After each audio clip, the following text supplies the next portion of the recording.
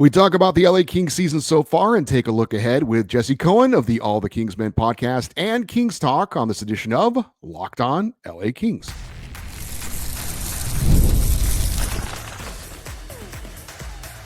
You are Locked On Kings, your daily podcast on the Los Angeles Kings, part of the Locked On Podcast Network, your team every day.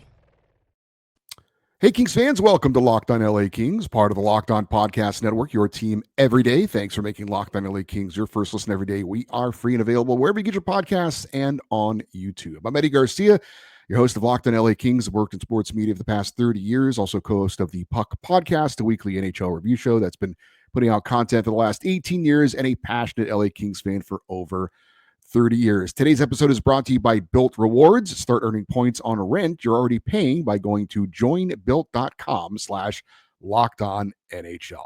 Well, the LA Kings are getting set to play Game 5 of their 7-game road trip coming up on Thursday in Philadelphia, coming off a tough 3-2 overtime loss to the Penguins in Pittsburgh on Tuesday. Here to talk about that and more is friend of the show. You know him as the host of the All the Kingsmen podcast and also the host of Kings Talk. He is Jesse Cohen. You can follow him on Twitter at Kingsmen Podcast. Hey, Jesse, how are you? Good, Eddie. How are you doing? I'm doing all right. Thanks for doing this. I appreciate it. No problem. Well, let's get into the LA Kings, 18-9-4 as we record this show, second in the Pacific Division where they've been most of the season. Through 31 games, how are you feeling about what we've seen from the Kings so far this season? Well, the win streak was eye-opening for me. I think that there were so many, let's call them question marks in the offseason that you would be, I think, reasonably expected to be on the fence about. Different goaltenders, new coaching staff, new neutral zone setup, departure of veteran players. There was just a lot of like, well, I don't know how this is going to go. And then it started out, and their record was never really bad, I don't think, at any point this season. Maybe like the first 2 or 3 games. I don't know if you want to go back and find out that they were sub 500 for a game or something. But their record was never bad, but I think the word consistency popped up a ton. There were questions of like, well, why are you losing this game? Or why, the Ottawa game early in the season was a weird one. But, they strung together 6 wins in a row, and then even the loss to Pittsburgh last night, I don't have it in me to be concerned about it. And there are some things that they do exceedingly well. And I just feel like as long as you have something that you do really well, that's a foundation you can build on. So now I've moved off of question marks and on the fence to like, oh, well, where can this go? How good can this team actually be? I'll admit, the offseason additions, Warren Foegele, Tanner Jeannot, Joel Edmondson, didn't exactly get me excited. But the Kings talked about having a plan, being more blue collar, playing more of a playoff style of hockey, doing uncomfortable things, we remember. And I can see the plan kind of working so far. Are you seeing the same things as well? Well, I want to point out that nobody, I don't think, expected Anze Kopitar to be on pace for a career year. And a lot of what's going on, I think, is being carried on his shoulders because there are some players who are still not yet quite producing offensively. But yeah, there definitely was a focus to play a certain style, and, blocked shots, hits, all that sort of stuff has gone up incrementally. And they are not allowing a lot of goals. I mean, or shots on goal. They are really solid defensively. And it remains to be seen if they can keep that pace up for a full 82-game season and then on to the playoffs. But they definitely, the phrase that I used about a week or 2 ago, I think somebody rubbed it in my face that at one point, I think maybe after the San Jose loss, I think I said something like, we may have to accept that this team isn't as good as last year's team. And then after they had won 4 or 5 in a row, somebody called into Kings Talk to rub it in my face and say, what do you say now? And I said, well, when they win this year, they're winning by design, right? They're winning the way that they were put together to win. Whereas last year, early in the season, when they had that 11-game road winning streak and they were off to a hot start, it was like a lot of like, I don't know how they're doing this, but let the good times roll. This year, you look at it and you go, oh, I know exactly how they're doing this. And it makes perfect sense. Let's see if they can keep doing it. So I'll also admit that when the Kings were looking to name a new head coach, I was hoping they'd do more of a look of outside the organization. I thought they needed a fresh voice, maybe some new ideas. It seemed like Jim Hiller was kind of the convenient hire. That said, I think he's done a really good job, and I think he has certainly done some things that are outside the box. I think he has had some fresh ideas and trying to address some things. How do you feel about the job that Jim Hiller has done so far? Well, multiple things can be true. He was the convenient hire, and I don't think there needs to be any disrespect thrown at him to point that out. He was on the coaching staff. They fired their head coach. They promoted him to interim status, and then in the offseason, they promoted him to full-time head coach. Like that, it was convenient. Now, they may have done it for reasons beyond just its convenience, and that was another question mark thing where you looked back and you went, okay, he had 34 games at the end of last season. It was a favorable schedule. It was a lot of home games. But now that we're 30 games into this season, if I'm not mistaken, now you're at closer to 64 games under his belt, which is almost 75% of a season, if not more. I don't think you can argue with results. I guess you can if you want, but I'm not going to spend a lot of time listening. He has proven that for however he's doing it, he is getting the results out of this team that he wants. And that is always, to me, one of the bigger things is when people want to judge a team or whatever it is. I think you have to judge it based on what it's trying to do. And so Jim Hiller talks frequently about Jacques Lemaire being his mentor. He talks about the importance of defense. He talks about willingness to try new things, whether it's 11 forwards and 7 defensemen or 5 forwards on the power play. Not all of it has worked out. They're perfectly willing to look and take something that they tried that didn't work and throw it in the dustbin and try again, something new, while keeping the things that do work. And listen, no team is perfect, and it's a work in progress, but I'm going to just keep hammering this point over and over and over again. The stuff that they care about the most, they do really well. We're just getting started with Jesse Cohen. We're going to talk more about, he mentioned Anze Kopitar. We're going to talk about him and some of the other players. We will do that next here on Locked On LA Kings, your team every day. The Stanley Cup Final, the Super Bowl, the Olympics, the world's top athletes get to play in these top-level sporting events thanks to one thing, teamwork. And teamwork can also help protect your financial legacy and your family's future.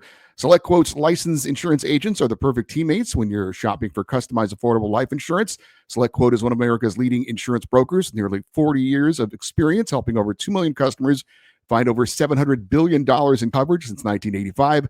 Other life insurance brokers offer impersonal, one-size-fits-all policies that may cost you more and cover you less, while Select Quote's licensed insurance agents work for you to tailor your life insurance policy for your individual needs in as little as 15 minutes. Get the right life insurance for you for less at selectquotes.com/lockedonnhl. Go to selectquote.com/lockedonnhl today to get started. That is selectquote.com/lockedonnhl.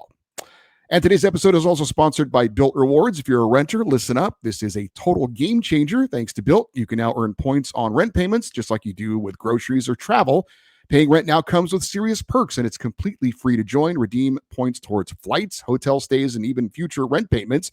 With over 500 airlines and 700,000 hotels in their program, the possibilities are endless. Access unique experiences that are exclusive to Bilt members. Start earning points on rent you're already paying by going to joinbilt.com/lockedonnhl. That's joinbilt.com/lockedonnhl. Make sure to use our link so they know that we sent you. Don't wait. Start earning rewards today.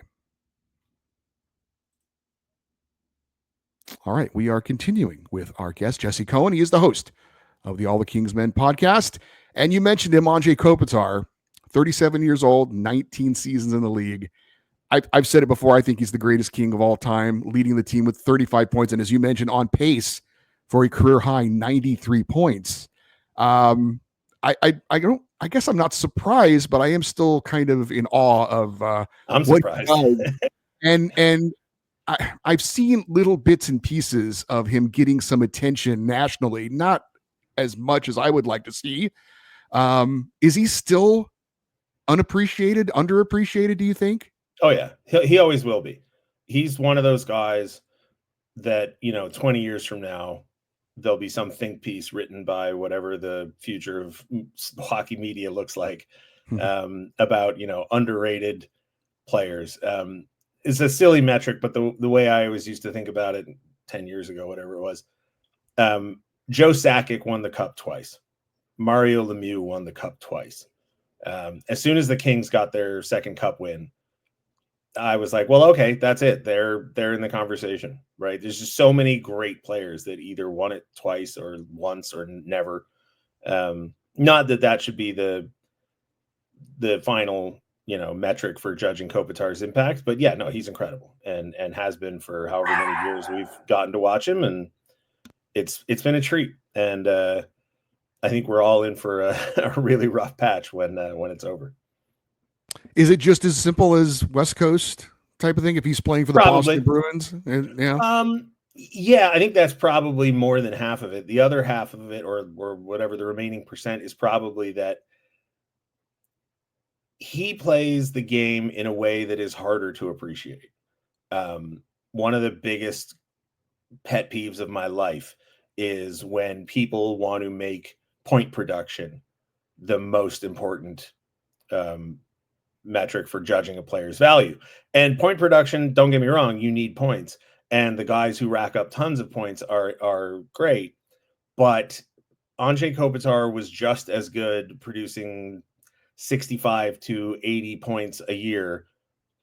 He never broke 100. I mean, maybe he will this year. I doubt it. But right, he's never been that kind of player, but he's so much more valuable than, sorry, I keep banging this guy when he's can't defend himself, and who am I to criticize him? But like, I'd take Anze Kopitar's career over Taylor Hall 10 out of 10 times.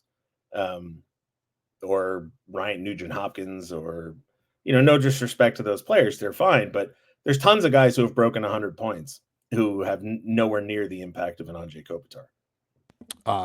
Certainly would agree with that. I expected Darcy Kemper to rebound from last season in Washington, where he lost his starting job. I think he's been even better, though, than I thought he would be. I thought he had a great game in the loss against Pittsburgh. Has a couple injury issues, but 7-2-4. He's top 10 in goals against average and save percentage in the NHL. Did you expect him to be this good? Are you surprised at all at how well he's played? I don't know that I'm surprised. My issue with Kemper was always, and it has nothing to do with Kemper. My issue was always, you got rid of Cam Talbot, who was making $1 million against the cap last year and $1 million this year, thanks to the bonus. And Kemper's cap hit is somewhere in the neighborhood of between 5 and 6. So my issue is, you're never going to get 500 times the value out of Kemper that you did out of Talbot. That's just math. You just can't, he'd have to turn into the greatest goalie that ever lived to outperform Cam Talbot's season last time by 500%. But he's come in and the team has had success. And I imagine that his attitude, his personality, his preparation, whatever it is, it has to play a part in it. So I am pleasantly surprised at Darcy Kemper's performance. Couple of veteran players to a couple of younger players. I wanted to get your opinion on the two Alexes. Yeah. Let's start with Alex Laferriere, who I didn't think was going to make the team last year. He ends up playing 81 of 82 games and had a solid rookie season, especially considering kind of coming out of nowhere in a sense. This year, barring something terrible, he's going to blow away all of the numbers he put up last year and has looked like he could be a potential top 6 forward at some point of his career. How surprised are you about what we've seen from Alex Laferriere? I've been totally blown away by what we've seen from Alex Laferriere. Until Kopitar and Kempe turned it on, and just started producing points seemingly every game, there was a stretch where Alex Laferriere was the team's most consistent forward, and I think you could argue maybe even the best forward. He's been great, and more importantly, he plays wherever you put him, and he plays basically the same way. Right now he's playing with Fiala and Deneau, and he plays like Alex Laferriere. You put him with Byfield and Fogle, and he plays like Alex Laferriere. You put him with Kopitar and Kempe, and he plays like Alex Laferriere. He's not out there for himself. He's not out there to collect points. He's not out there to build his brand. He's out there to help the team win, and I enjoy watching him play immensely. Same. The other Alex Turcotte, obviously a high draft pick, had a lot of bad luck with his health, but I was just hoping he'd come in, be healthy, have a full season, and be a productive fourth line player. And lately, we've seen him plugged in on the top line, and he looks like he belongs there. Now, granted, it's just a couple of games, but I think it's kind of similar to Alex Laferriere in that you can put him kind of anywhere, and I think you're going to get a lot of the same things out of him. A lot of energy. He's shown he has a nice finishing touch over the last couple of games. Just thoughts on what we've seen from Alex Turcotte, and do you think when Trevor Moore comes back that maybe Turcotte will stay on that top line for a while? I'll keep it short and sweet with Alex Turcotte. You don't get drafted 5th overall without a complement of skills to justify it. Yep. And now we're finally getting to see it. As far as what to do when Trevor Moore comes back, I don't know what they're going to do because Arthur Kaliev is out there floating around in the American Hockey League on a conditioning stint. And Jim Hiller likes to roll 11 forwards and 7 defensemen. And the Kings are about to have more than enough healthy forwards to play 12. So I'm not even going to try and guess how that plays out. Real quick, another young player that has at times been hot and cold, but obviously he's in basically his rookie season, and that's Brent Clark. I think he's been pretty solid defensively. I know that was kind of the concern that, he's got the offensive upside, but he needs to work on his defensive skills. I think he's been pretty good defensively, maybe a little bit better than I thought. Maybe not quite as dynamic offensively as I was hoping, although there's been glimpses of it kind of here and there. What do you think about the basically the first rookie season for Brent Clark? Before Drew Doughty got injured, my assumption was that Brent Clark's season was going to be kind of muted. He was going to be, tied at the hip to Joel Edmondson. He was going to get third pair minutes. I didn't think he was going to see power play time based on what we saw during training camp. And then Drew Doughty got injured, and now he's playing a lot more minutes, and he does get power play time. And, he gave a quote in his draft year about his time. He went to go play overseas because of COVID shutting down the OHL. And he was asked, he had a great season, of course, and he was asked, how did he adapt to playing in a professional adult league with guys, who'd been together for years, and they had set plays and strategies, and they knew each other. And his answer was essentially, I didn't. They had to adjust to me. And once they got used to the idea of me jumping up in the play and joining the rush, then the team started to click and we figured it out. I think players like Brent Clark, you have to play them, and you have to play them a lot because their teammates have to get used to them. There's just especially for this team, we haven't really had a guy like him, No, 100%. And I mean, listen, Eddie, you've been a fan a long time, right? Guy, if you talk to Curry and Solani or Gretzky and Curry or whoever, right? Like, even talking to Mikey Anderson about his partnership with Drew Doughty, guys who play together for the longer you play with someone, the more you know where they're going to be, the more you know what their instincts are, the more you can read them without actually having to communicate it. So a guy like Brent Clark and Kopitar this year, yes, right? Yeah. Like the more a guy like that can play, I think the more his teammates are going to get used to him doing the sorts of things that he can do. And he knows it. I think the coaching staff probably intrinsically knows it. His teammates know it. So yeah. I mean, Todd McClellan said it at one point last year. The more you see him play, the more you'll see him produce. All right, we're going to take a look ahead at what's coming up for the LA Kings, at least what we hope. We'll do that next here on Locked On LA Kings, your team every day.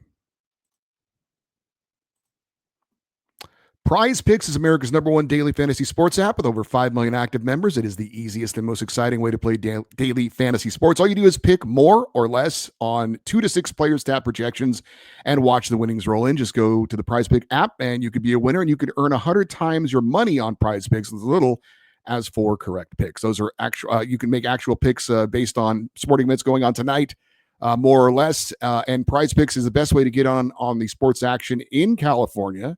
Download the PrizePicks app today, and you can use the code LOCKEDONNHL and get $50 instantly when you play $5. That's code LOCKEDONNHL on PrizePicks to get $50 instantly when you play $5. You don't even have to win to receive the $50 bonus. It is guaranteed. PrizePicks, run your game. All right, we are wrapping it up with Jesse Cohen, your host of Kings Talk, heard after every Kings game, correct? It's not just home or road, it's every Kings game, Jesse? That is correct. You can call in, of course, and talk about the Kings after the game. And I hosted Kings Talk once in my career, and it was after the 2012 Stanley Cup. Did you get any calls? I got calls, yes. I got a lot of calls. I can't imagine calling in that night. I'm guessing the calls were much different than a lot of the calls you receive, as probably. It was just people saying how happy they were. They were not asking about trades. They weren't complaining about where somebody's playing. But I did want to ask you, what is the most common comment or question that you've gotten so far this season on Kings Talk? Gosh, this season, it's probably about Byfield. Yeah.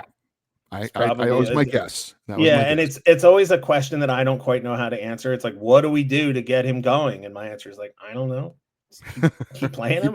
Yeah. I don't know. Like, if I knew it. Or we had one great question yesterday that was about the goaltender, and it was, how do we get the? I don't even remember, but it was a goaltending question, and my answer for goaltending questions is always, I don't know, man. Talk to a goaltender. I don't know. I don't know what to tell you. Can I really quickly plug something, though? Yeah, of course. So we launched a new podcast this year called Channel 67, and we're 4 episodes in. They come out once every 2 weeks, and we just posted episode 4 this morning, which was the second part of a 2-parter looking back at the 2014 Stanley Cup run. And the team had their 10-year anniversary this summer, and they brought not all the guys back, but most of the guys back for a party. They let a small production crew, which included myself, go to the reunion party. We were pulling guys out of their party. I felt terrible sometimes. So we're literally pulling them away from the dinner table, away from their friends, just to sit down and talk to us. And so I did my best to cobble together a story out of those interviews. And you can find it, again, Channel 67, wherever podcasts are posted, or if you just want to go straight to it, lakings.com/podcast. You'll have to scroll down a little bit, but it's on there. And I'm really happy with it. And there's, so honestly, Eddie, some stories that I don't think anybody would have known or could have known. We got Justin Williams talking about his thoughts on the Mr. Game 7 nickname. We got Alec Martinez talking about what he thinks about the Jazz Hands celebration. I'll spoil one real quick story. Daryl Sutter didn't know who scored the goal in 2014. He thought it was Kyle Clifford until he was driving home later that night, and his wife corrected him when he said how great it was that Kyle Clifford scored the goal. She said, no, he didn't. It was Alec Martinez. So anyway, a lot of good stories in there. I would urge Kings fans to go check it out. I love me some good stories about something like that. So definitely check that out. You kind of brought him up, Quinton Byfield. Yeah. Had a nice game the other night against the Rangers with the goal and the assist, and we're like, okay. But the results are what they are on the season: 4 goals, 13 points. I know I was certainly amongst those that thought, all right, after last season, that's a solid year. Now let's take the next step. And it just hasn't happened. And it looks like he's going to fall well short of those numbers from a year ago. You did mention when you were talking about Andre Kopitar, not everything is about points. And I know Jim Hiller came out the other night and said, we believe in Quinton. We believe he's a center. We're not concerned about it. And I know people will say, well, what else is he going to say? Sure. But the team's winning, and it's hard to kind of go to a guy when we're having team success and say, you got to be this or that. You got to be more aggressive, or you got to whatever. That having been said, it's hard to not admit that it's been disappointing so far. So I guess you've gotten the question a lot. What has your answer been about Quinton Byfield? So I'm going to tie Byfield to another player, and I don't mean to criticize the two of them, but I hope that both of them would concede that they need to produce more.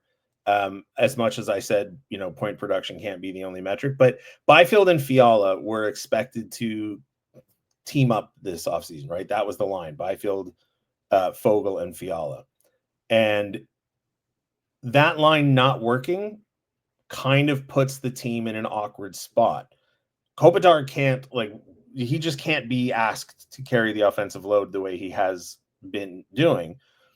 And you need depth scoring, right? With Byfield not scoring and with Fiala not scoring, I don't want to say not scoring, but not scoring as much as you would want, the Kings essentially become a one-line team. And so you see against Pittsburgh, okay, 2 goals scored by that top line, but you're not going to win a ton of games scoring 2 goals. So you need balanced scoring. You need scoring up and down the lineup. And if Byfield and Fiala are not going to play together, then it seems like Fiala is going to play on the Deneau and Laferriere line. And if he's getting 23 minutes a night or whatever it was the other night and not generating a lot of scoring chances by himself, then every minute that he's out there is it's a question mark as far as how much value you're getting from it. Byfield, on the other hand, you can see, right? He scores that goal. He has that play to set up who actually scored the goal where he made the nice move below the goal line the other night? I don't remember, but you referenced it. Yes.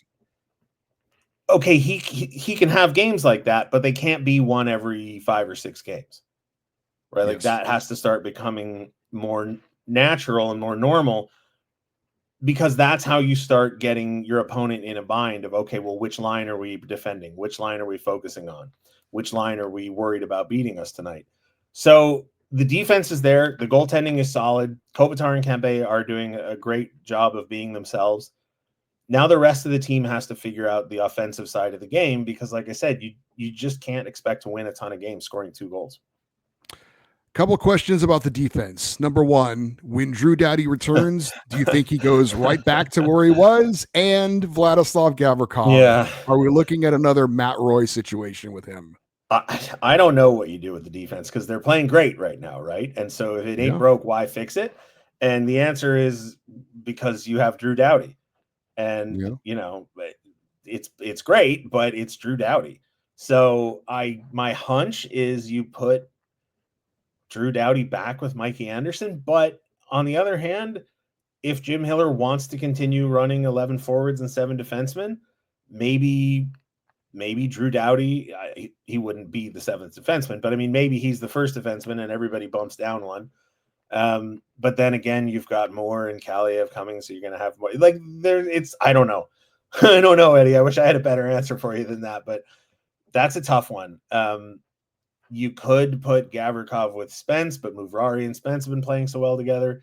You could put Gavrikov with Clark, but Edmondson and Clark, they obviously like as a pair. I've seen some people suggest putting Doughty on the left, which is insanity to me. I don't know. As far as Gavrikov, I can't imagine they trade him. I can't imagine he opts to be traded, because he does have a no move clause. So, you know, that basically means him signing an extension in the offseason. And based how he's played, I think he's been incredible this season. I do too. He had a blocked shot against Pittsburgh. I don't know that I've ever seen somebody block a shot the way he did. He was continuously moving backwards, keeping his gap control tight. And he went down, I don't even know if he fully went down to one knee, but he was half crouched while moving backwards, while staying in between the shooter and the goalie. And he blocked the shot and then got up and just went the other direction. I don't want to break that pair up, Mikey Anderson and Gavrikov, but I don't know. I don't know. That's why the coaches get paid the big bucks. And with Jim Hiller, who knows what he might try to do. He may do something the 4th line right winger for all we know. He may do something none of us can see coming. Yeah. Jesse Cohen from the All the Kingsmen podcast and the host of Kings Talk. You can follow him on Twitter at Kingsmen Podcast. And also check out, what was it again? 67? Channel 67. Channel 67. Looking forward to that. Jesse, happy holidays to you and yours. Really appreciate you doing this. Great to get you back on. And we'll see you out at Crypto.com Arena here in the near future. Thanks, Eddie. Happy holidays. See you around. All and happy holidays to all the Kings fans out there. All right. Thank you, Jesse. Really appreciate that. Hope you guys appreciate that as well.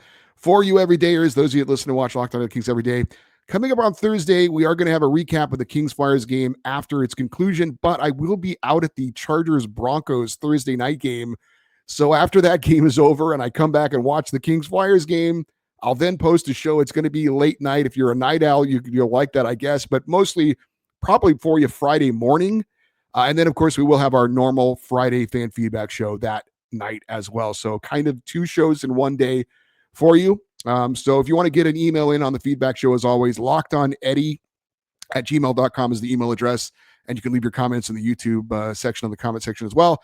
And stay interactive with the show on social media, X, Twitter, Instagram. We are at Locked On LA Kings. I'm Eddie Garcia. Thank you as always for listening and watching this episode of Locked On LA Kings, part of the Locked On Podcast Network, your team every day. Have a great rest of your day. We'll talk to you tomorrow. And as always, go Kings, go.